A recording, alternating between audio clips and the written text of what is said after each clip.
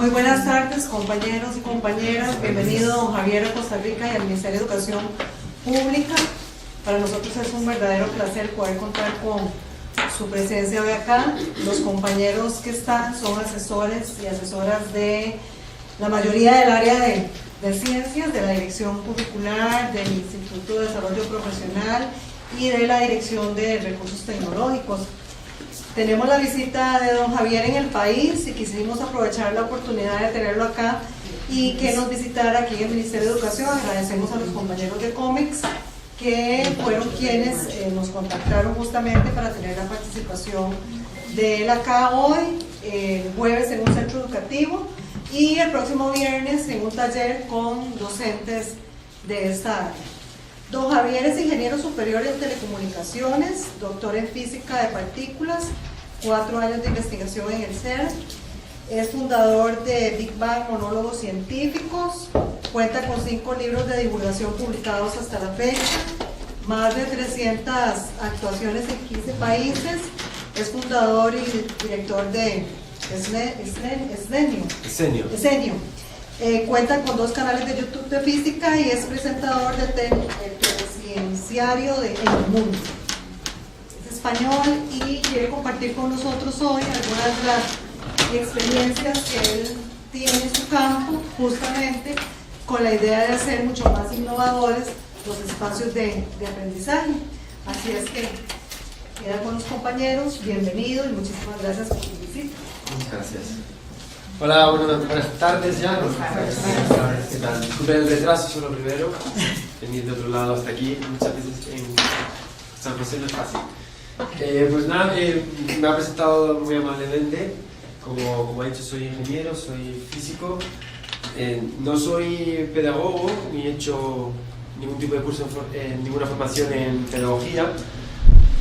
Pero sí es verdad que tengo bastantes horas en aulas haciendo actividades innovadoras con las cuales intentar dar una vuelta a lo que se está haciendo en educación.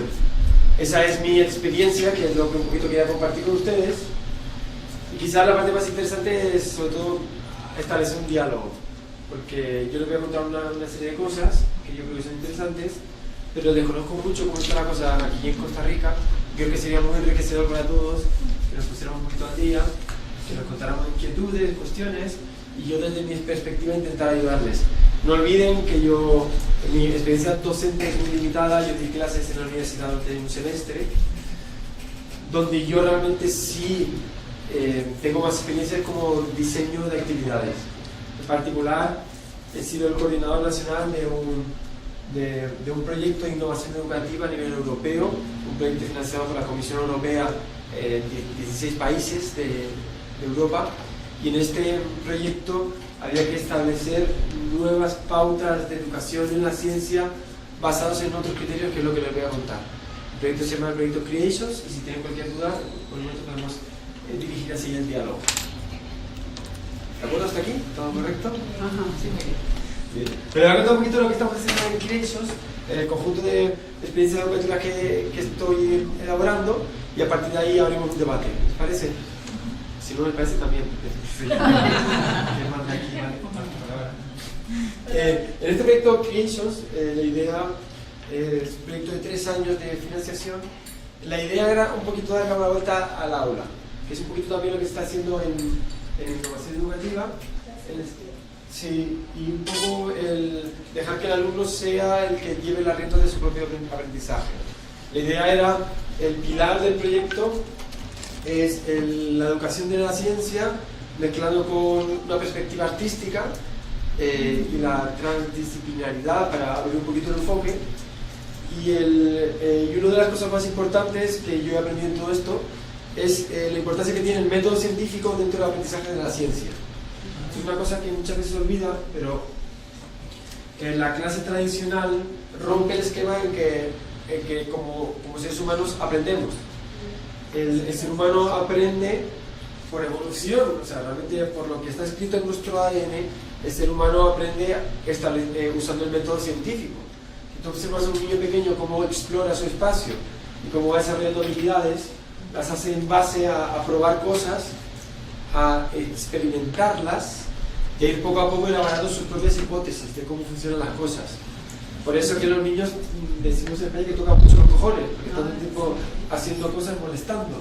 Ese molestando en realidad es experimentando sobre su entorno, intentando aprender qué es lo que ocurre cuando hace diferentes cosas. Es curioso porque así es como la evolución ha establecido que el ser humano aprende, en base a probar las cosas, hacer hipótesis y verificarlas. Sin embargo, en las aulas tradicionales se rompe el método científico a la hora de enseñar y de alguna forma se bloquea el proceso en el cual el alumno se interroga a sí mismo sobre cómo funcionan las cosas. Entonces el aula tradicional rompe un poco el esquema porque el profesor empieza dando una solución a un problema que el alumno ni siquiera se ha preguntado cuál es el problema y ni siquiera sabe si ese problema le interesa. Realmente es una cuestión de enfoque. En ese sentido, lo que hemos estado trabajando nosotros son clases en las que primero se llama la atención sobre un aspecto en el alumno. El alumno se interroga a sí mismo sobre qué es lo que está pasando e intenta elaborar un conjunto de hipótesis. Una vez establecido el conjunto de hipótesis, se ponen las hipótesis en común, se discuten y finalmente se intenta verificar que la hipótesis es correcta. Este método de trabajo corresponde muy bien con cómo se hace ciencia en el laboratorio, que es realmente cómo se hace ciencia, corresponde también con cómo aprenden los niños de pequeño y por lo tanto es un aprendizaje mucho más natural. Porque si se fijan, yo creo que es como uno de los países que los niños en torno a los 8 o 9 años dejan de hacer preguntas y dejan de ser curiosos, ¿verdad? ¿No pasa aquí también? Un poquito, ¿no? Que a partir de cierta edad como que se vuelven un poquito inapetentes, ¿no? Como pierden ese motor de inquietud. Y muy en parte es porque se les enseña a pensar de una forma muy rígida y sobre todo se les obliga a pensar en los problemas que le imponen que piensen. En ese sentido está súper bien que el chico se pueda hacer sus preguntas, pueda desarrollar sobre sus preguntas y aprender en torno a la curiosidad que él mismo se va creando. Así, bueno, en las clases que también se están dando mucho ahora consisten en usar diferentes medios audiovisuales para generar curiosidad. Eso es lo que yo estoy trabajando. Mi trabajo principal está en despertar la curiosidad en base a contar historias y a contar fenómenos que pueden ser de interés para el alumno. Ese puede ser un punto de partida a la hora de desarrollar toda una unidad didáctica.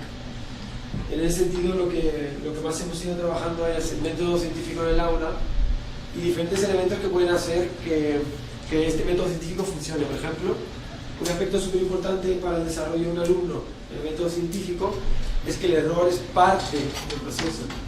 Entonces, establecer dinámicas donde el alumno pueda equivocarse, donde pueda tomar decisiones que puedan ser positivas o negativas, pero el error es una parte del aprendizaje. Otro aspecto súper importante que también lo mencionó es el tema de la multidisciplinaridad, que las diferentes aulas pueden estar conectadas para desarrollar proyectos conjuntos. Yo creo que todas estas cosas ya las estoy trabajando, ¿verdad? Sí, pues para no aburrirles con temas que ya saben, quizás establecemos un debate en torno a todo esto. Y yo repito, que yo donde trabajo mucho es en cómo llamar la atención, cómo generar curiosidad y cómo hacer que todo esto sea una semilla de aprendizaje. O sea, realmente es el primer paso. A mí me gusta ver que lo que hago, yo no estoy enseñando a los niños a la materia, sino estoy generando una curiosidad sobre la que un profesor puede construir un currículum académico. Pero es importante que antes de poner al estudiante a trabajar, que le genere la curiosidad por lo que se está haciendo, para que tenga ya una actitud positiva. Entonces empezamos con un pequeño debate, así, preguntas y dudas, y vamos dirigiendo un poquito hacia los intereses de cada uno, sí. Javier, al ver un libro rápidamente, se ve que hay letras resaltadas, un poco lo que estás diciendo, contar historias. ¿Podrías decirme cuáles elementos usas para justamente contar estas historias o cómo empezar a generar esa curiosidad que decís que es lo que más te interesa? ¿Qué haces? ¿Cómo son esas historias de las cuales partes? Sí, en verdad, sí. ¿Puedo? Sí. Claro. Sobre eso mismo que está diciendo el compañero. y que nos cuentes un poco de dónde sale como la curiosidad o la chispa de escribir el bosón de Higgs. Porque cuando yo lo leí, que fue el primer acercamiento que tuve hacia lo que vos hacías, y después ya por todos los canales de YouTube y de Facebook, claro, a uno que ya no es joven, lo atrae, a un chico lo da todavía más. De hecho, con mi sobrino, él lo está leyendo. Entonces, que nos cuentes un poco eso, también un poco la experiencia de dónde sale, por qué sale.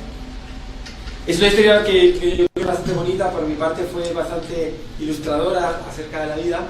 Yo hice mis estudios, yo era muy buen estudiante, muy buen estudiante, sacaba muy buena nota y me costaba muy poco esfuerzo poder aprobar y pasar las asignaturas. Pero realmente no encontraba interés en nada. Muy en parte me resultaba sorprendente cuando yo iba a clase a aprender algo, el profesor fuera directamente a resolver problemas que yo no situaba en el contexto. Hoy vamos a ver el problema de los sólidos rígidos. Imagine una pelota que vea, y es como, te falta, ¿no? Explícame. O sea, me estás dando una solución a un problema que no tengo. Entonces ya me perdiste desde el minuto 1. Mi experiencia académica como alumno ha sido rotundamente, estrepitosamente horrible, en el sentido de que mi trabajo hoy en día está muy marcado por lo mal que fue mi proceso educativo y hasta qué punto yo me sentí frustrado con el sistema de educación y hasta qué punto yo quise ayudar a desbloquear esa situación. El bosón de Higgs, si no te vas a la cama, yo en ese libro intento hacer el ejercicio que a mí me habría gustado que hicieran. Entonces, por ejemplo, comienzo contando, ¿saben este problema típico? Yo además lo hice en mi instituto, que es una rampa, ¿no? Como una especie de triángulo en el que se pone un bloque y hay que hacer la división de fuerzas. ¿Se acuerdan de ese problema típico de clase? Es el de la pendiente inclinada, ¿no? Yo, cuando escuché dónde viene ese problema, yo me quedé fascinado, porque ese problema fue un experimento de Galileo. Galileo lo hizo en el siglo XVI para intentar desacreditar el conocimiento establecido, principalmente impuesto por la dominancia que en esa época ejercía la Iglesia. Aristóteles, que era el filósofo que la Iglesia había abrazado como el que representaba la verdad en cuanto a la naturaleza, él había dicho que los cuerpos caen hacia el suelo con una velocidad que depende de su masa. Eso fue una cosa que él dijo y ni siquiera probó. Otra cosa que dijo es que la forma en que se van aumentando de velocidad según caen es lineal. Su velocidad va incrementándose de forma lineal. Cuando Galileo vio eso, quiso probarlo. Para probarlo, lo primero que dije, de que todos los cuerpos con diferente masa caen a diferente velocidad, él se subió a la torre de Pisa, puso un objeto encima de otro y lo dejó caer. Y vio que, aunque tenían diferente masa, caían a la vez. Eso ya es muy sorprendente. Pero el segundo experimento que hizo también fue muy bonito, porque él además quiso medir su velocidad. Claro, en ese momento no había relojes y no había, o sea, no tienes cronómetros, no puedes hacer medidas de estas. Entonces él elaboró un dispositivo que lo que hizo es muy inteligente. Si yo no puedo medir esto porque va muy rápido, porque va tan rápido que no me da tiempo a medirlo, en vez de hacerle caer así, le voy a hacer caer así, porque así yo sé que va a ir más despacio.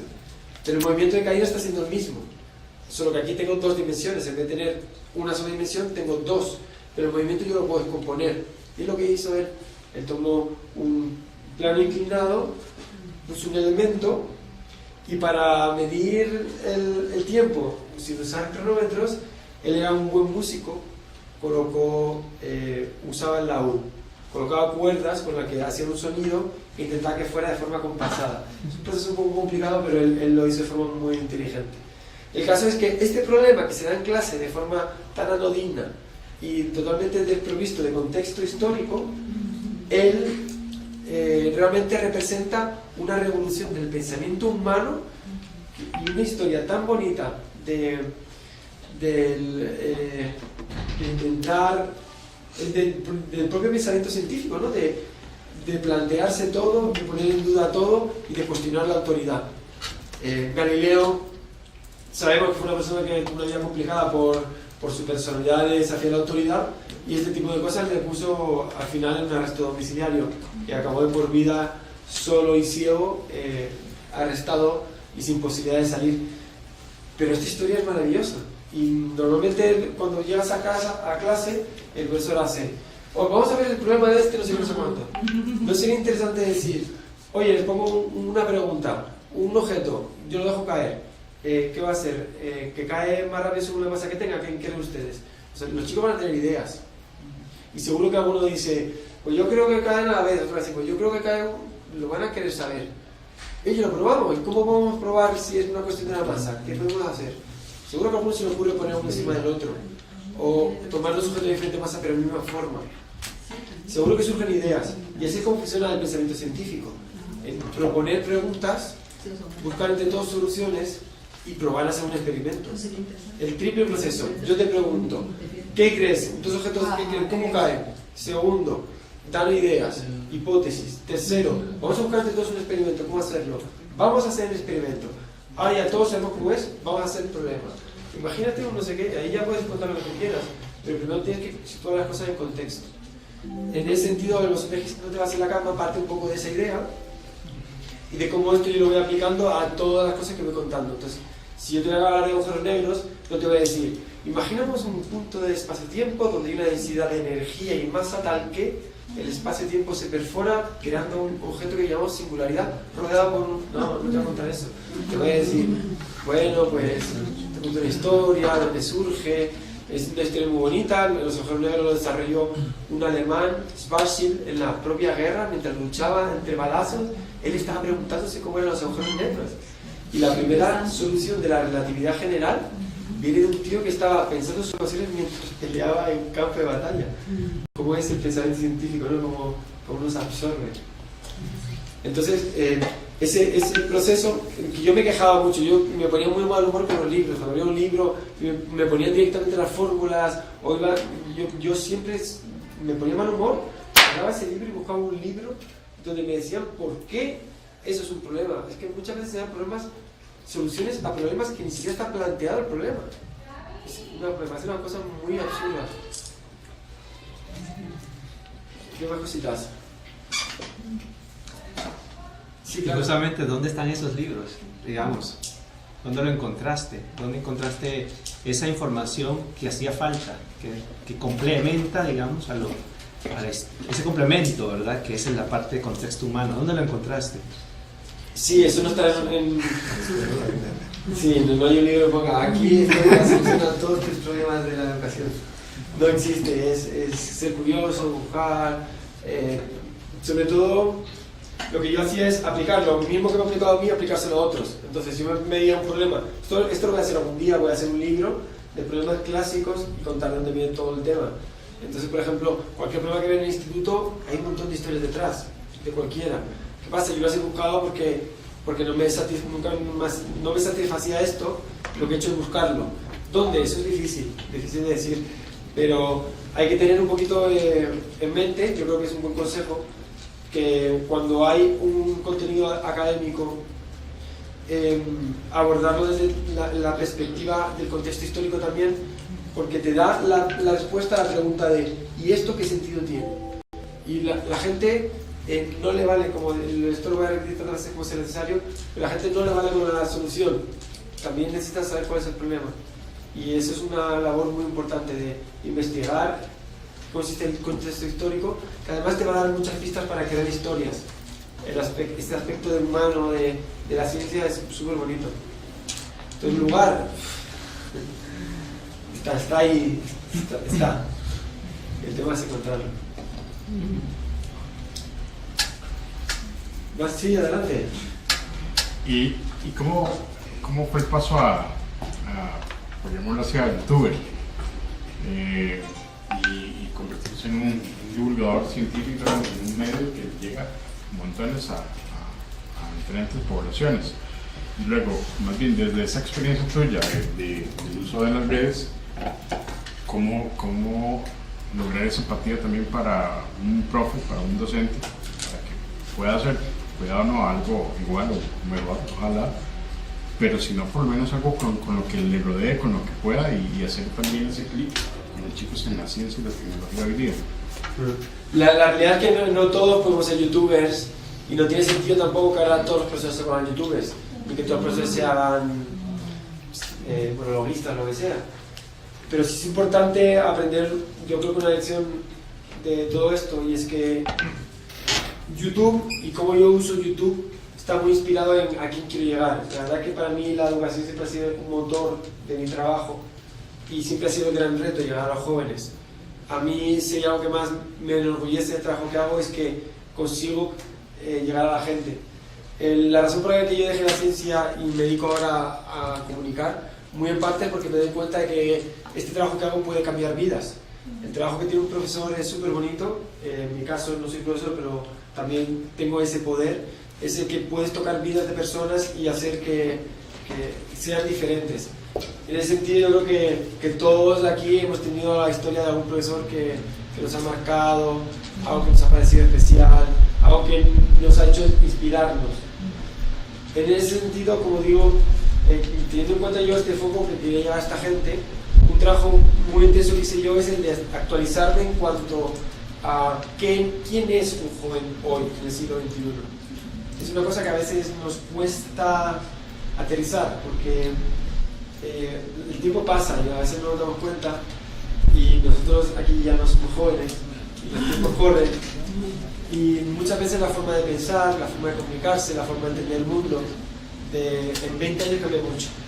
Yo hice un trabajo muy intenso en actualizarme e intentar entender el contexto de los jóvenes de hoy.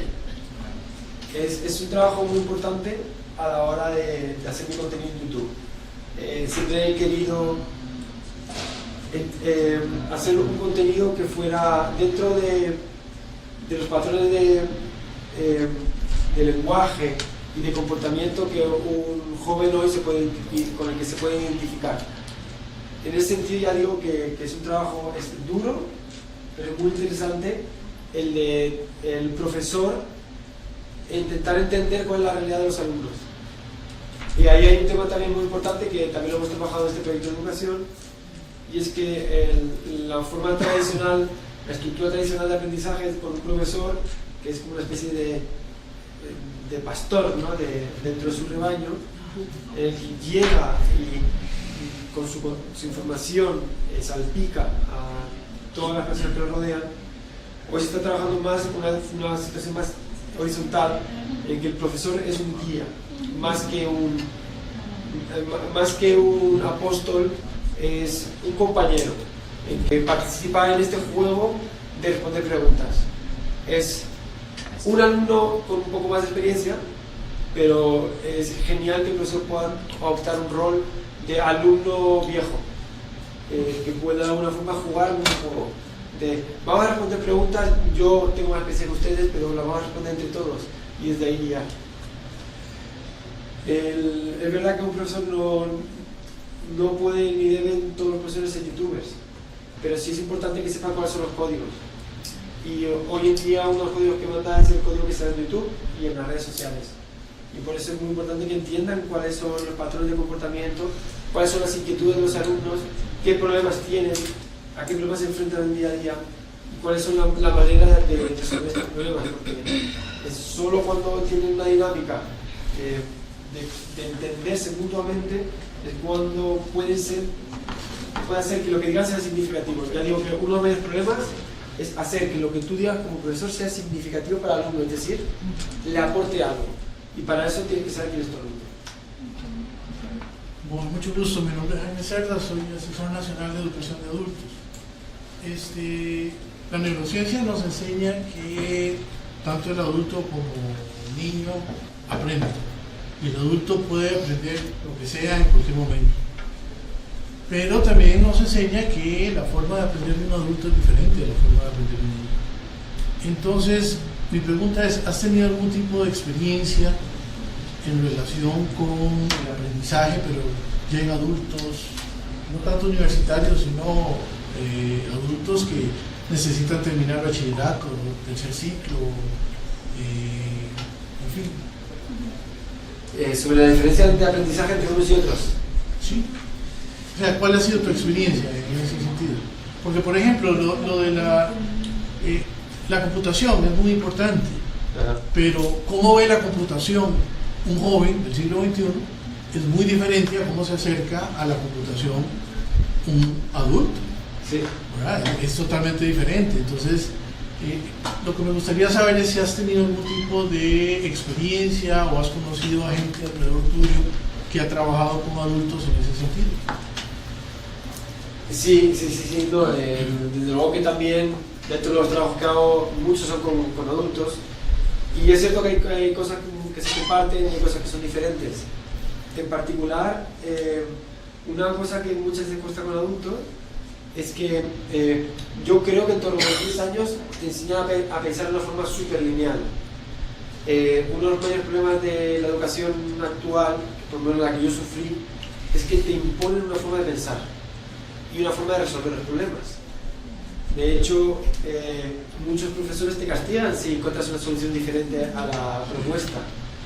Y muchos profesores, yo tengo varias anécdotas muy tristes de momentos en los que intelectualmente he dado un giro y los profesores me han usando la humillación como herramienta para que no vuelva a hacerlo, que además esto es especialmente sangrante cuando estás trabajando con niños.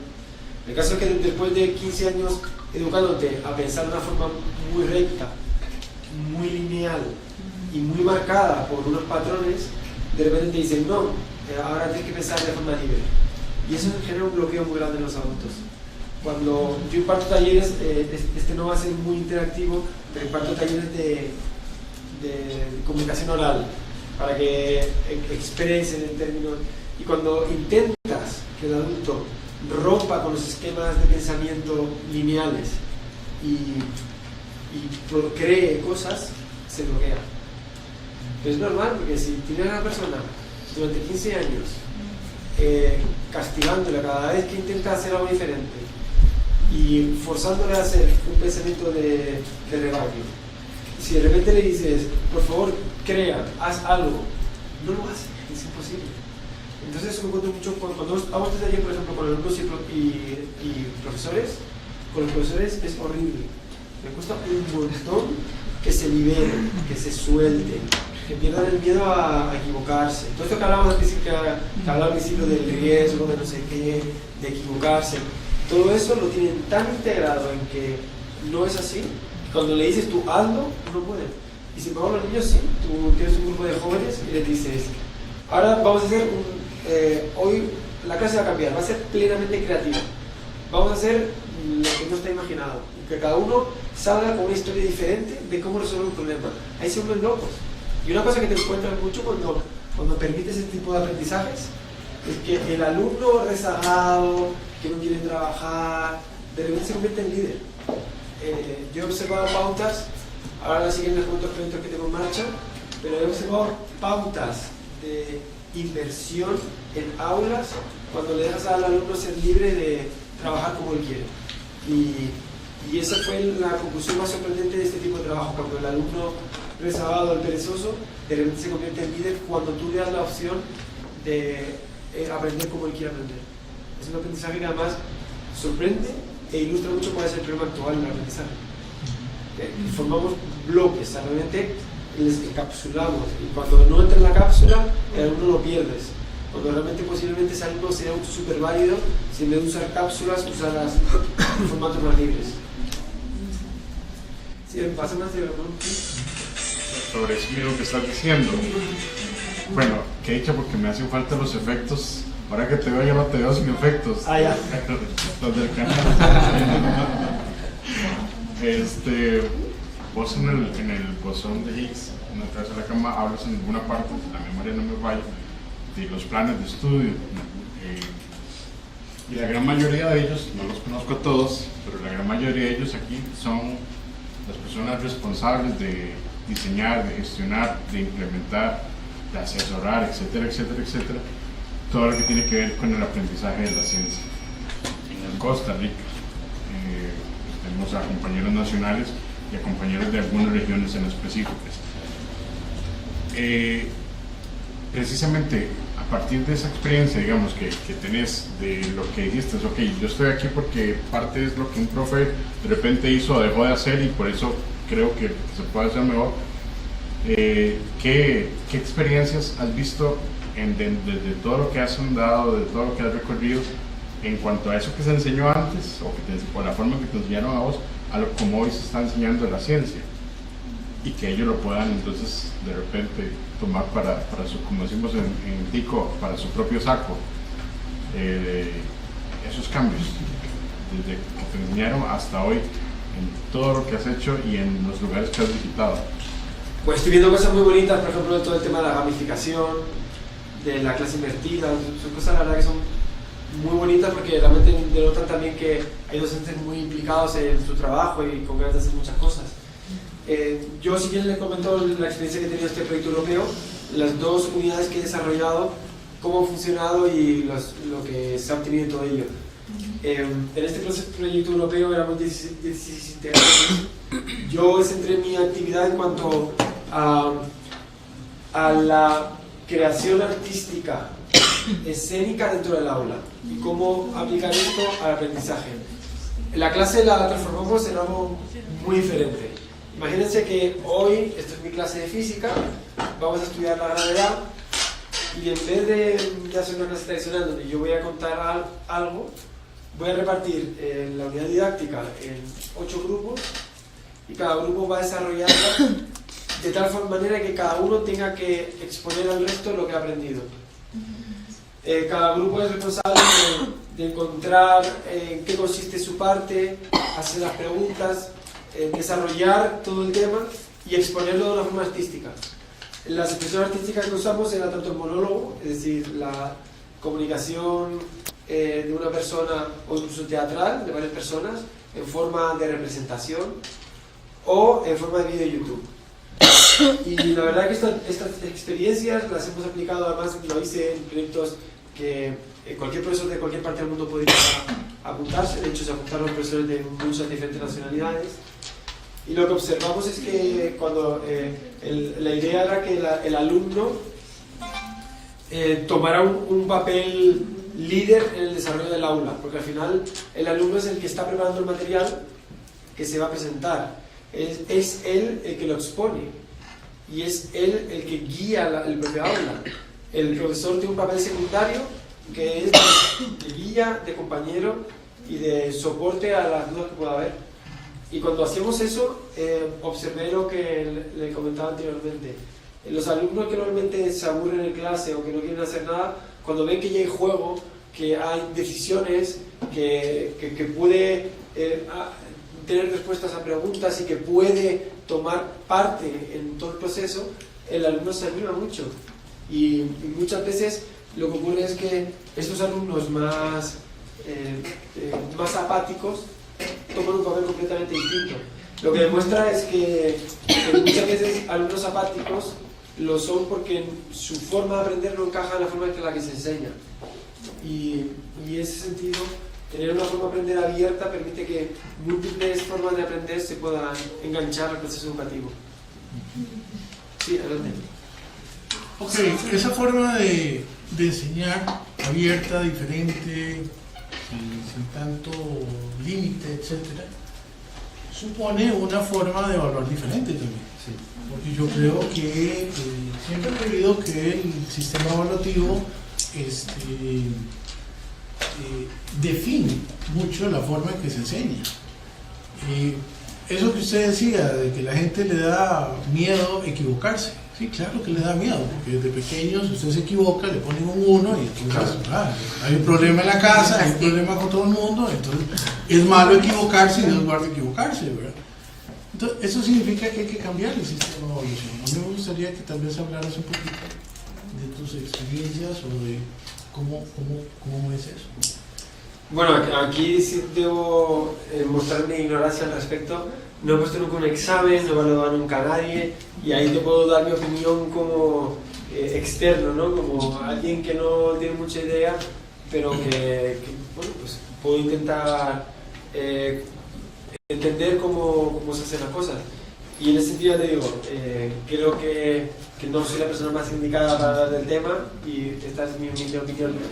La realidad es que sí, una nueva forma de educación tiene que implicar una nueva forma de evaluación. Estoy totalmente de acuerdo. Y estoy totalmente de acuerdo también en que una evaluación estricta basada en resultados no refleja esto que estamos hablando de la posibilidad de equivocarse y tampoco refleja el hecho de que cada uno aprende de una forma diferente. Entonces sí habría que encontrar una forma de evaluar en la que se permita integrar ese tipo de aprendizaje. ¿Cómo? Posiblemente una evaluación continua basada en no solo respuestas de un examen, sino procedimientos. Porque al final, si integras, por ejemplo, la parte artística en la forma de trabajo, estás permitiendo que haya otros elementos. Y esos elementos los puedes evaluar como parte de... Porque al final no solo estamos creando conocimientos, sino estamos creando seres humanos. Y muchas partes de la educación ignoran esta parte tan importante de que están desarrollando personas, y con esto van no solo conocimientos, sino también valores y también capacidades que muchas veces no se valoran, como capacidad de trabajar en equipo. Por ejemplo, este tipo de dinámicas da mucho pie a que la gente se desarrolle en aprender a trabajar en equipo, y eso se puede evaluar, la capacidad que tiene un alumno de permitir que nosotros, y esto por ejemplo es más importante muchas veces en una empresa que el conocimiento bruto que pueda tener uno. Lo que quiero decir es que muchas veces solo se valora el conocimiento bruto. Hay otro tipo de habilidades que se pueden trabajar y que se pueden evaluar, y que muchas veces algunas de ellas tienen muchísimo impacto en el mundo laboral. Entonces yo sí buscaría una forma de evaluar no solo el conocimiento, sino otro tipo de actitudes. Sí. Yo lo que he visto es que en las diversas experiencias que yo he podido desarrollar en la parte didáctica de las ciencias, ¿sí? Como que hay varios factores que son trascendentes, ¿sí? Uno mucha gente cree que estas formas creativas, ¿sí?, de aprender ciencias no tienen que ver necesariamente con que el facilitador tenga cierto dominio de la parte conceptual de la ciencia, pero sí es un elemento y es un requisito que colabora muchísimo en el proceso, el dominio de la parte conceptual de la ciencia, porque en la aventura, por decirlo así, del estudiantado, cuando vos metes en esa forma muy creativa de la didáctica, ¿sí?, que no es simplemente como repetir el planeamiento que traigo en un cuaderno, sino que la parte de las preguntas del estudiantado, las formas como cada estudiante expresó sus modelos de la ciencia, por decirlo de una forma, le imprime a todo un aprendizaje al docente y al estudiante. El docente dice, mira, me salieron preguntas aquí que yo no me esperaba, me salieron modelos y formas de expresión que yo no esperaba. Entonces, la parte conceptual de la ciencia ayuda mucho para que en esa parte creativa de aprender ciencias, así, uno pueda reorientar mejor y canalizar mejor esa parte de expresión de preguntas, así, y llevarlo a la evolución del aprendizaje al estudiantado, ¿sí? Y lógicamente también a la parte de ese dominio conceptual, ¿sí?, debe existir, porque mucha gente cree que esta parte creativa no tiene que ver con los conceptos. No, o sea, lo separan y dice, estudiamos los conceptos. No, la parte conceptual de la ciencia tiene una trascendencia aquí importante, y si bien es cierto, estamos aprendiendo, porque la ciencia es muy rica y constantemente estamos aprendiendo de todos los ámbitos, y más específicamente de la ciencia, que es innovadora permanentemente en la parte conceptual. Y la otra cuestión es que hay que hacer, tener esa disposición, la disposición y esa capacidad para querer innovar en los diferentes contextos educativos, en las diferentes clases. Entonces cada clase se convierte prácticamente en un nuevo escenario, de preguntas que surgieron yo pude hacer un determinado ambientación, por ejemplo, que decir como inicié con que ellos, los niños, un niño entrara con un foco ahí amarrado en su cabecita, por ejemplo, y para crear toda una expectativa ahí respecto a un tema que podría ser los circuitos eléctricos, y de ahí se puede generar una serie de preguntas de parte del estudiantado y otras facilitadas por parte del docente, ¿sí? Y progresivamente ellos se pueden ir metiendo en la parte, a través de esas preguntas, en formas de construir, digamos, la forma en que ellos pueden entender ese modelo de los circuitos eléctricos, por decirlo de alguna forma. Y algunas de esas formas de expresión son muy diversas, y algunas de esas podría ser como la que usted está mencionando, que puede ser hasta el juego, puede ser la dramatización. Sí. Y yo he visto que en un momento determinado unos me salieron con maquetas, por decirlo así, haciéndome los circuitos eléctricos, otros me los montaron por decirlo, usando el cuerpo, las expresiones corporales, así. Otros me lo quisieron expresar a través de, ¿cómo se llama?, del canto y de la poesía, y la forma en cómo inicialmente ellos entendían ese modelo, y las contrastaciones creativas progresivamente que pueden ir siendo facilitadas tanto por el docente como por el estudiante, porque es una especie de juego creativo docente y estudiante, van generando cada vez, a través de esa contrastación de esos modelos, que se va haciendo diversidad de formas de expresión, y entre ellas está la parte que usted mencionaba, la parte muy lúdica, ¿sí?, de la dramatización y formas de expresión. El estudiante va generando, ¿cómo se llama?, un acercamiento, digamos, cada vez mayor hacia lo que están estudiando, hacia ese objeto de estudio, ¿sí? Sí. Entonces, y respecto a lo que planteaba el compañero del adulto, de eso, si bien es cierto, existen, lo que yo he podido percibir a través de las experiencias didácticas que he podido emprender, me he dado cuenta que esta parte creativa de la ciencia, de preguntar, de experimentar, y cuando el facilitador tiene claro esa parte, aún un tema como que uno podría pensar que no interesa al adulto, como es los circuitos eléctricos, cuando se deja esa libertad de expresión, yo he visto padres de familia, he visto adultos, etcétera, de diversos contextos, interesados prácticamente por la parte experiencial de la ciencia y por preguntar sobre eso.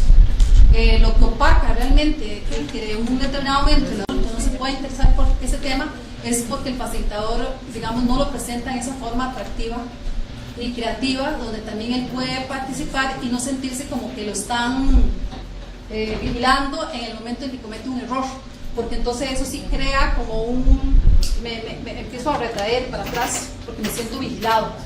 Pero cuando siento que puedo jugar con eso, aprendo de los otros, aprendo del facilitador, me puedo equivocar, entonces la libertad y la amplitud del ser humano se va haciendo mucho mayor. Sí he podido observar que, si bien es cierto, experiencias que desarrollo con niños a veces las llevo a adultos y resultan muy atractivas, lógicamente hay algunas cosas vinculadas a la realidad que hacen que el adulto, por decirlo así, que está ubicado en ciertos planos de enfrentamiento de ciertos problemas que son a veces diferentes en la realidad respecto a un niño. Si yo exploto también esa parte de esa realidad que el adulto enfrenta diariamente, que a veces no necesariamente la que enfrenta el niño, a veces la conexión me ayuda en la formación, por ejemplo, del adulto. Así, entonces, yo creo que eso es un poco como yo no sé si hay un poco también de arte, de pasión, sí, además de lógica en la construcción del conocimiento científico, hay mucho de pasión también y de subjetividad y de emoción. Sí, al final Ajá. la ciencia la hacen personas y los valores humanos dentro de la ciencia pues son determinantes. Sí, bueno, has dicho un montón de cosas que son interesantes.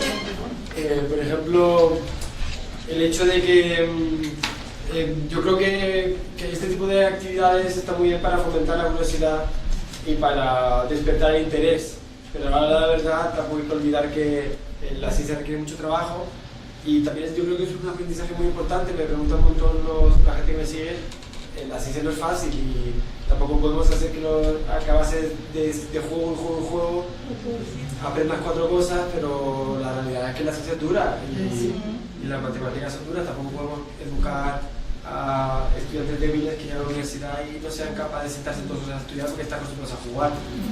En ese sentido, todo esto que estamos hablando está muy bien para introducir, generar curiosidad e interés, pero la verdad está muy bien también que esto esté acompañado pues, de lo que toca, ¿no? Porque eso, ahí es donde está el verdadero contenido, está aquí.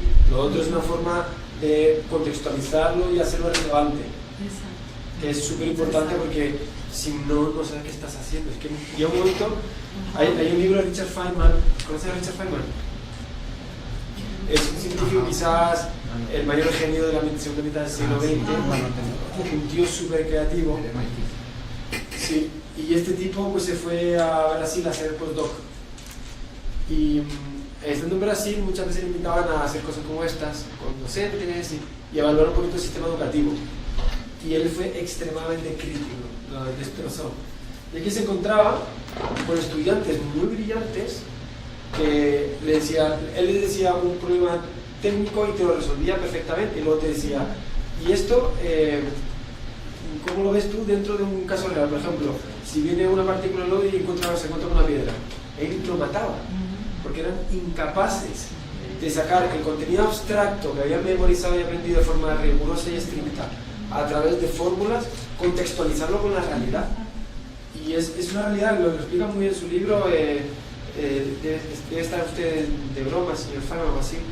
You solo are joking, Mr. Feynman, o así se llama. Solo you are joking, Mr. Feynman. En ese libro lo explica muy bien.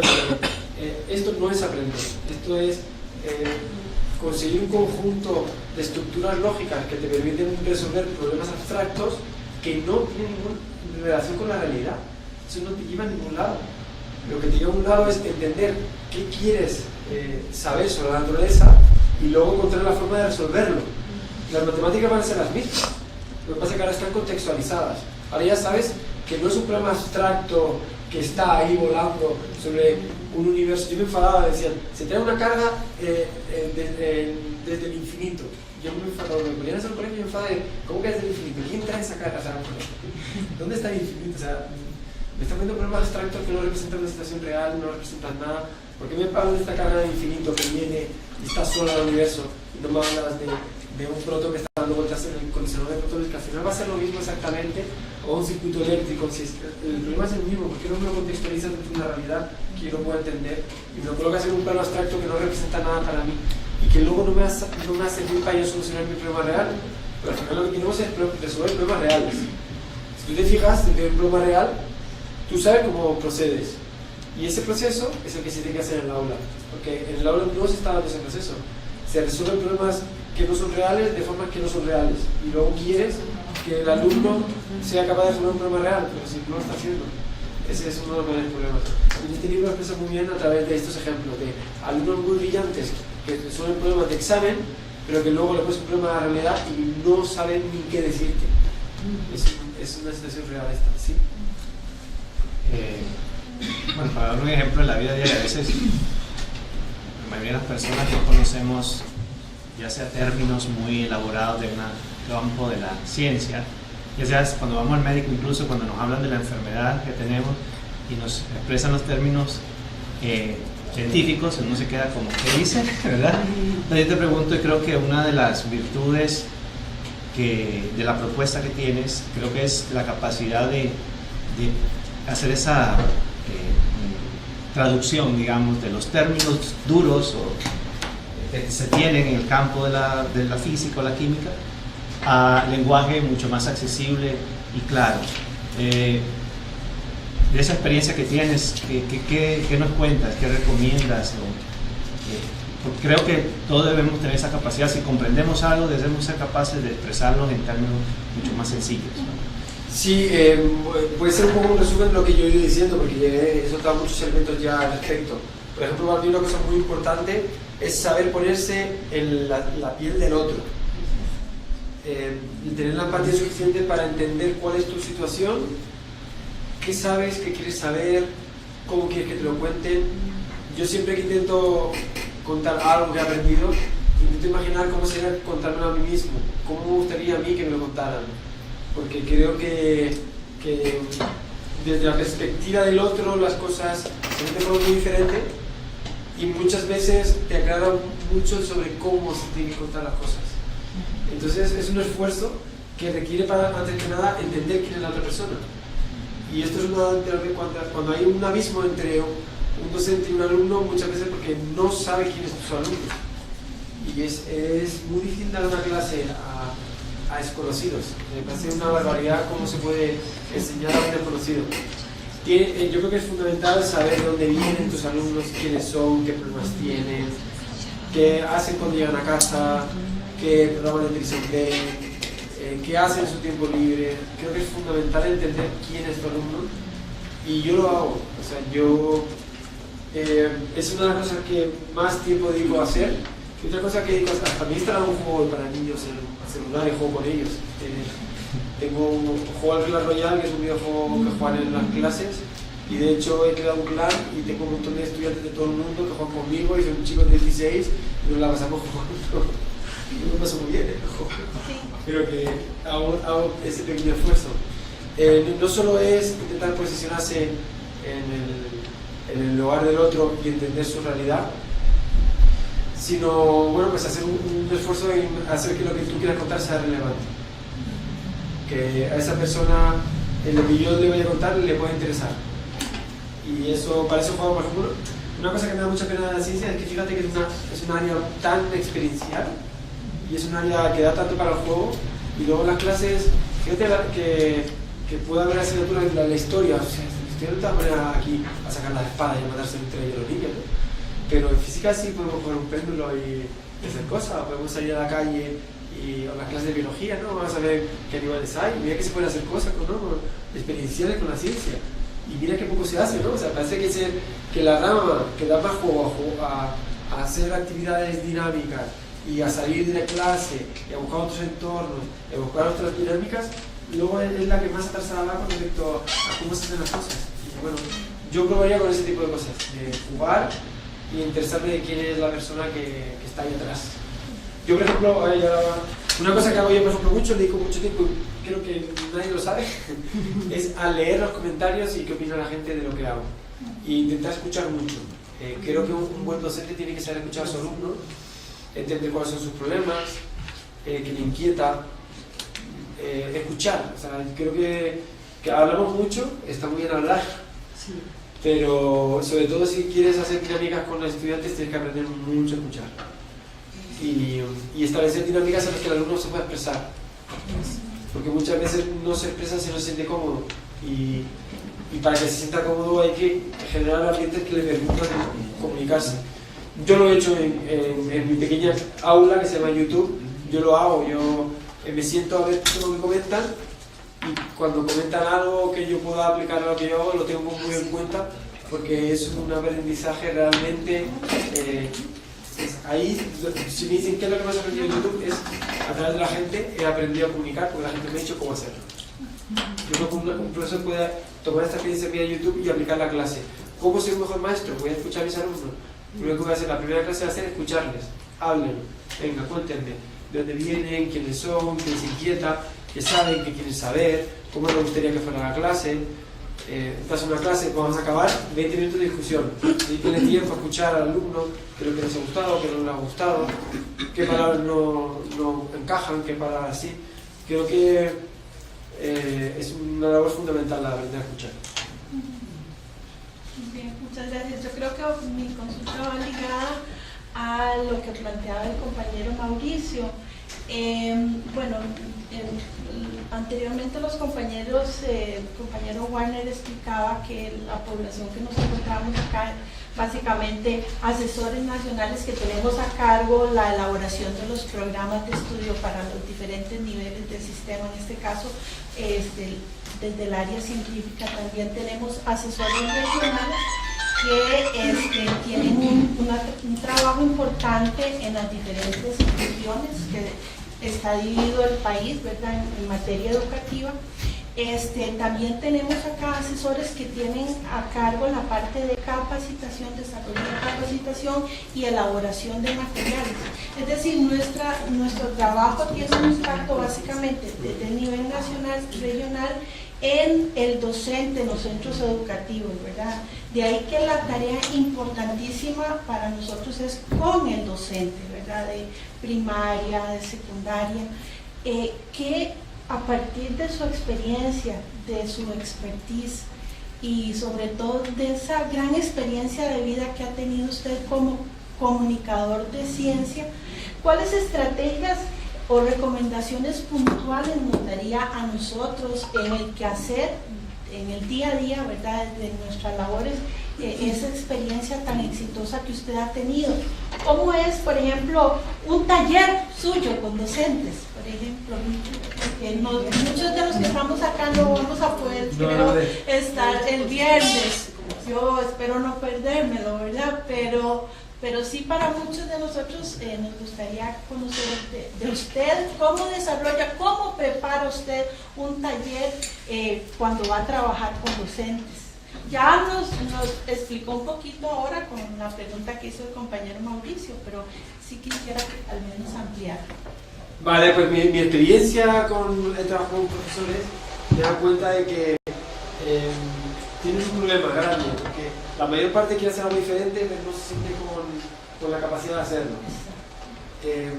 El profesor se siente incomprendido porque le empujan a hacer cosas diferentes, pero no se siente con capacidad de hacerlo. Y eso me puede generar mucho estrés porque no se cuenta con las herramientas para hacerlo. Me ha pasado muchas veces que me han llegado profesores de: no, pero si a mí me gustaría hacer una clase diferente, pero no sé hacerlo. Y yo creo que es un sentir bastante compartido entre muchos profesores que están haciendo las clases de un formato muy atrasado, que quieren hacerlas de forma diferente, pero que no encuentran los medios. Muchos de los trabajos que hago yo en estos talleres van en torno a lo que he comentado antes, a hacerles romper el pensamiento lineal y todo ese lastre que guardan del aprendizaje tradicional, porque ellos mismos son alumnos del sistema tradicional. Ellos están postergando este sistema viciado. O sea, ellos han tomado una educación que te obliga a pensar de una forma lineal y estructurada y sin cuestionar las cosas, y ellos lo están aplicando, educando nuevos niños, nuevos profesores que harán lo mismo. ¿Dónde está el reto y la dificultad? En romper eso. O sea, un docente que se ha formado de forma estructurada, darle los mecanismos para que de repente rompa esa forma de pensar. ¿Y cómo se hace? Pues aplicando exactamente lo mismo que se hace con los niños, permitiendo que se equivoquen, que se arriesguen, que hagan el ridículo, que pierdan el miedo. Entonces, una gran parte de los talleres que hago yo consiste en: te voy a poner en una situación muy vergonzosa, lo vas a pasar muy mal, pero es parte del aprendizaje el saber que no pasa nada porque te equivoques. Pero es que los profesores tienen mucho lastre muchas veces del miedo a equivocarse, del miedo a hacer el ridículo y de hacer algo que no funcione. Oye, si hago un chiste y nadie se ríe, no pasa nada. No tengo que hacer un chiste, pero si quieres darle un toque diferente a tu clase, meter un poquito de humor, pues si no se ha reído, no pasa nada. Pero es que lo bloquea todo. Si voy a hacer una clase más dinámica y se me esparraman y no hacen nada, pues eso es una parte del proceso de aprendizaje. Hacer cosas nuevas que no funcionan primero, luego funcionan un poquito mejor, y luego según tú te vas formando, si tienes gente como ustedes que les ayuda, pues van a ir creciendo. Pero me parece fundamental, y es lo que yo hago en mis talleres, que hagan el ridículo y que lo pasen mal. Porque no lo hicieron cuando eran niños. Es que cuando eran niños lo tienes que hacer. Pero cuando no hace cuando eres niño, lo tienes que hacer cuando eres adulto. Y ahí es cuando ya se sueltan. Yo es que lo he visto el proceso. He visto a profesores que llegan ahí tibios, tensos. Un profesor que lleva 20 años dando clase, lo pones delante de 5 compañeros a contar una historia que yo le pongo y se bloquea. Yo tengo catedráticos de universidad que les he hecho el taller, que tienen que venir aquí y contar a todos una historia muy tonta que creo yo. Se bloquean, no son capaces de hacerlo, se quedan medio llorosos y se sientan. Y esos son frenos que tienen y que hay que romper. Ese profesor lo pasa muy mal. Si se le va dando poco a poco espacio, es que a mí me ha pasado, es que te lo estoy contando porque yo era así y yo me bloqueaba y lo pasaba muy mal. ¿Cómo he salido de ese bloqueo? Pues equivocándome y haciendo cosas, y hablo, lo hago mal, lo aprendo, lo mejoro, dando espacios donde ellos puedan experimentar sin riesgo. Experimentamos sin riesgo aquí, entre amigos, hacemos un poco todos el tonto, y nos quitamos miedos, y luego mañana viene la realidad, que es la clase. Tendrás nervios el primer día, pero ya estás entrenado. Y a base de hacer cosas diferentes en clase y arriesgarte, encuentras las cosas que funcionan. Pero tú no sabes qué cosas funcionan si no las has probado. Y si no las pruebas por miedo, pues no vas a avanzar. Entonces es fundamental perder el miedo a equivocarte y crear una dinámica donde ellos se sientan cómodos de hacer cosas diferentes. Sí, también mi pregunta es como, ¿cuál es la población con la cual generalmente usted trabaja? Digamos, si son más de educación media, superior, o ha tenido experiencia también como estudiante, como docente de la programa. Porque, de hecho, responden diferente. Digamos, de acuerdo a lo que usted pone, mi percepción es diferente, con la experiencia que he tenido con los de primaria. Ah, el primario son mucho más Sí, dinámicos. claro, ellos son totalmente, digamos, mi experiencia que es Claro. capacitar a docentes de primaria, todo lo que usted ha dicho es lo que nosotros aplicamos desde lo que es la estrategia metodológica que tenemos para enseñar. O sea, ya hacen lo que digo, lo que está diciendo. Sí, todo eso es lo que nosotros Funciona. aplicamos. Así estamos diseñados los programas de estudio y así hemos venido trabajando. Y nosotros, al menos yo, en los talleres que hacen ellos, con toda libertad de que ellos se expresen, como se comporten igual como los niños y ellos responden de lo más bien. Y sin temor a equivocarse y preguntarnos todos. Por eso le preguntaba en ese sentido, ¿cuál es la experiencia suya se ha tenido también con niveles de docentes que atienden niveles inferiores o docentes de superiores? Porque es la diferencia. Ahora te digo que bueno, voy a contar una pequeña experiencia que también me resulta muy divertida. Yo hay veces que de repente me pongo delante de niños y me comporto de una forma totalmente diferente, mucho más abierta, más tranquila, y cuando me pongo a pensar, después no me siento juzgado por ellos. Entonces, creo que en las edades hay también esta barrera de que muchas veces tenemos miedo a hacer las cosas como nos nace, por miedo a ver cómo van a pensar nosotros, cómo nos va a juzgar. Por eso muchas veces trabajar con niños es lo más fácil, porque saben que los niños no te van a juzgar, solamente van a comportarse de forma Yo me natural. refiero a los docentes de primaria que trabajan con eso. Por eso que los docentes de primaria muchas veces Ellos están acostumbrados son muy diferentes, pues están acostumbrados a trabajar con niños que no juzgan, y con lo cual se sienten mucho más cómodos para probar cosas porque saben que no tienen miedo al ridículo, porque ellos no tienen esa capacidad de dejar antes ridículo. Y de hecho ahí todos están en el mismo nivel, digamos, todos van a ser de primaria y han implementado lo mismo. Y yo creo que ellos pierden totalmente el temor, el miedo de equivocarse y más bien llegan con muchos deseos de aprender y de hacer mejores cosas. Sí, bueno, me preguntaba por mi experiencia, más interno.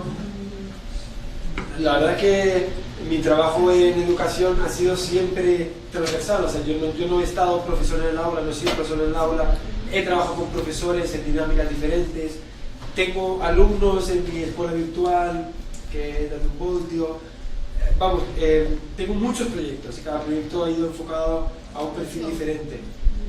Y la realidad es lo que dices tú, o sea, te encuentras perfiles muy variados y formas muy diferentes de entender el conocimiento y el aprendizaje. En cualquier caso, esta es una cosa también que es fundamental, entender cuál es el contexto, porque cada contexto es muy diferente. Sí. Javier, eres primero que todo un adulto joven. Sí.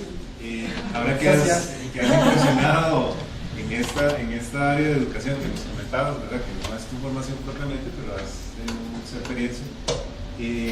Viéndolo en retrospectiva, ¿cómo crees que fue entonces el trabajo de tus formadores en la universidad? ¿Cómo fueron esos profesores que tuviste en la universidad y que también te facilitaron algunos de los procesos que ahora estás poniendo en práctica? Pero ¿qué opinión tienes entonces de toda esa formación que recibiste? ¿Cómo fueron tus profesores en la parte universitaria que te permitió ser parte del profesional que eres actualmente?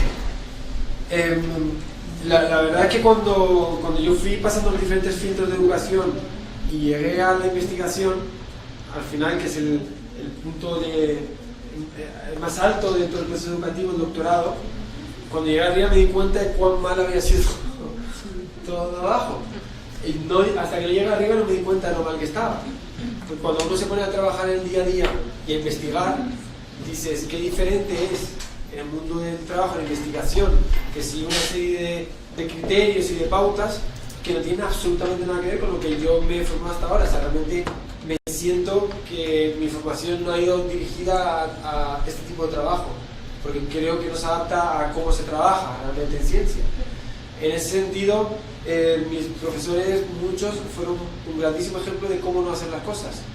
Y en ese sentido se aprende muchísimo también del ejemplo negativo, ¿no?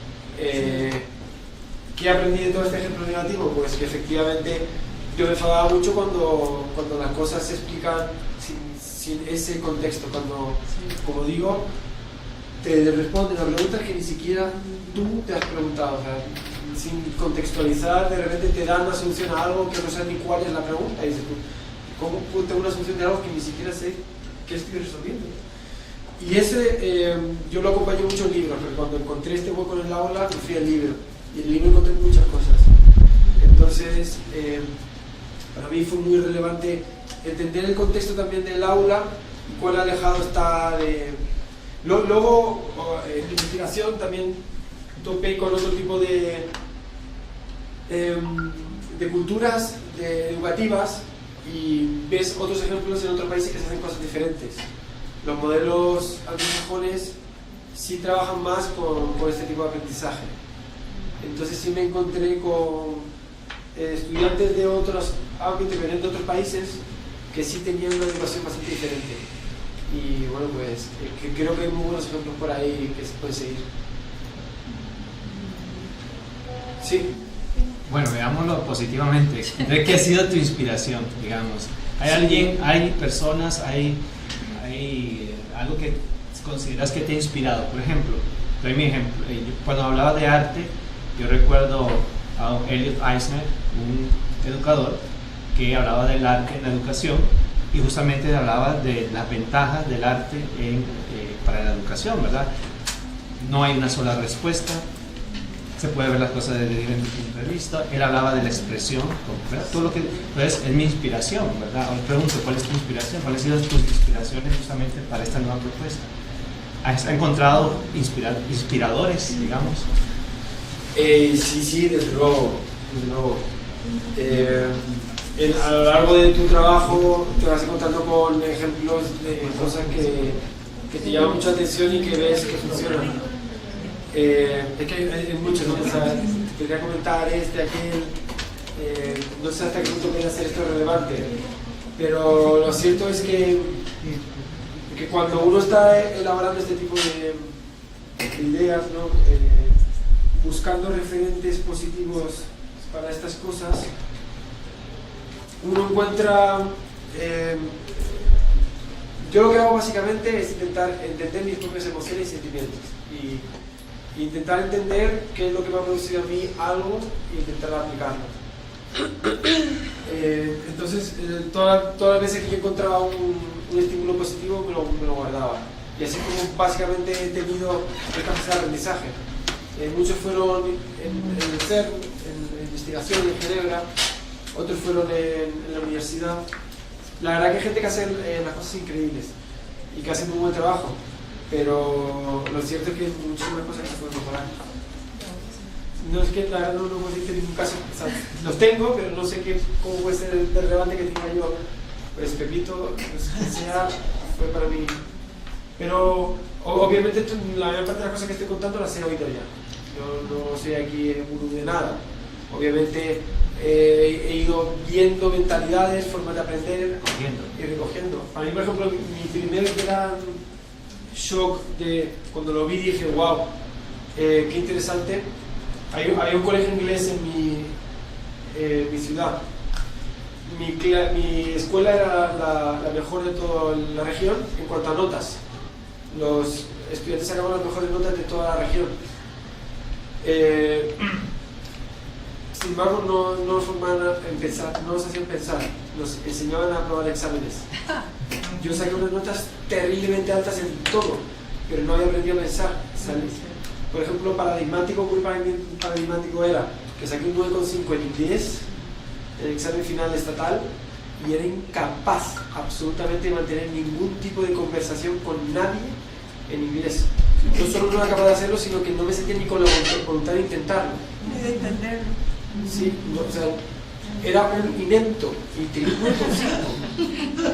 Y sin embargo había un paradigma con otra escuela, el colegio inglés, donde hacía una metodología de aprendizaje muy basada en lo que te estoy diciendo.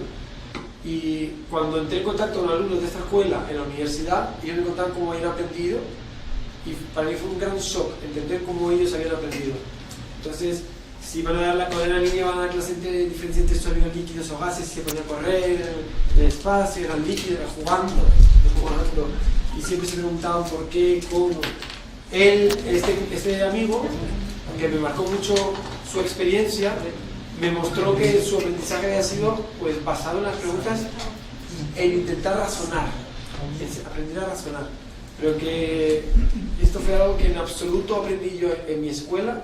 Obtuve las mejores notas de toda la región y me pasó como el ejemplo de Feynman. Era capaz de resolver cualquier problema, ahora me sacas a la vida real y era incapaz de hacer absolutamente nada. Entonces este fue un gran ejemplo negativo. Sí, Javier, y es indispensable, indiscutible que usted para diseñar su programita, su canal, está planeando, está diseñando y le da una secuencia. Para eso ya me dijo que conoce el vocabulario, las situaciones, que se contextualiza en un lenguaje y en un pensar de este tecnológico, digital, de esas generaciones que ya no tienen ni número ni nombre. Sin planeamiento no hay éxito, porque si no, no lo tendría usted. Igual, todo docente, toda persona que quiera comunicarse con alguien, mediar un aprendizaje, tiene que planear. Y otra cosa, quizá en su campo usted no está haciendo tanta rúbrica para ver cuánto aprenden sus visionarios y el público que tiene, que no son 20, ni 30, ni 40, deben ser muchos más, y que no tienen horario ni timbre, ¿verdad? Y que además lo seleccionan a usted por gusto. Y si no les gustó el primero, pasan al quinto o pasan al tema de interés.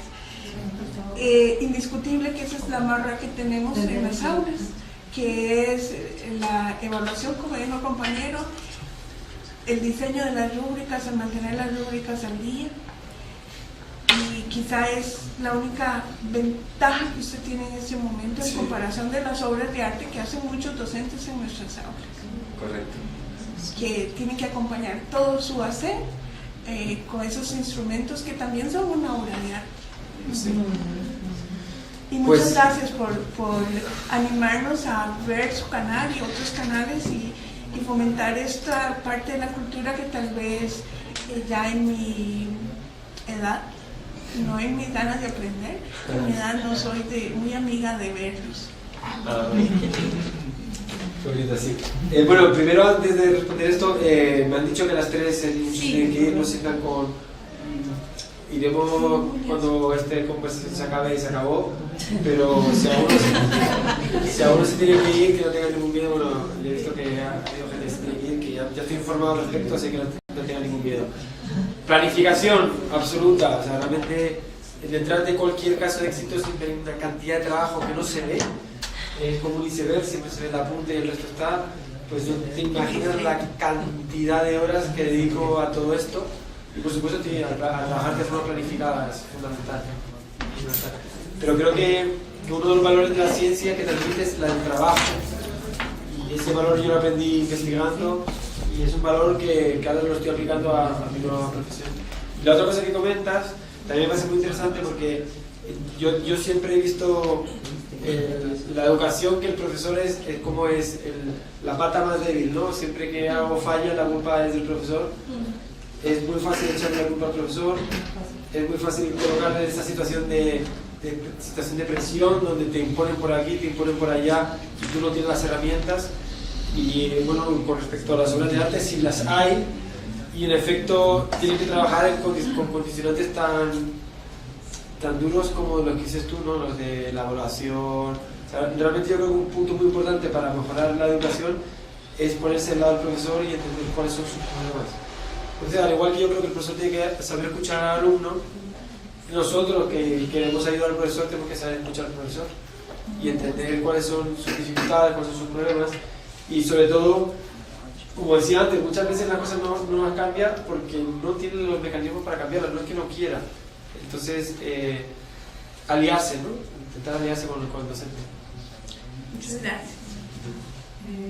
Tal vez quería aportar también que desde el punto de vista de mi experiencia, a mí me ha ayudado mucho, por ejemplo, al verme enfrentada a un sistema muy tradicional que viví desde la niñez y a nivel universitario.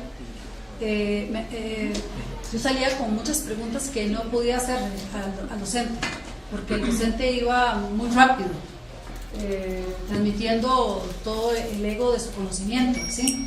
Entonces yo no tenía en mi inquietud la posibilidad de hacerle preguntas al docente ni a los compañeros, ¿sí? O sea, la forma verticalista que planteas del planteamiento de la enseñanza y del aprendizaje. Entonces, a mí me ayudó, por lo menos a nivel personal, el asunto de la socialización. Entonces, yo me iba fuera de los escenarios de la universidad, me formaba, y yo lo que hacía era que buscaba como especie de mentores. Una especie de mentores que eran personas que yo sabía que tenían más experiencia, algunos tenían más experiencias enriquecedoras con las cuales yo podía charlar sobre esas preguntas que yo no lograba poder buscarles respuesta en esa clase tan hermética y tan solitaria. Entonces, a mí me ayudó muchísimo, precisamente yo creo que aún en procesos muy innovadores de la práctica docente, yo pienso que la socialización y la interacción con las otras personas te aportan un enriquecimiento extraordinario, como cuando uno lee un libro y luego también, sobre todo si luego lo comenta con otros. Esa interacción con los otros para mí es vital en el crecimiento personal. Tener esa humildad suficiente para poder socializar y aprender de otros, a veces hasta de la persona que uno cree que no me va a decir nada. A veces en un momento determinado surjo y la persona empieza a comentar y me aportó una idea interesante que a mí no se me había ocurrido.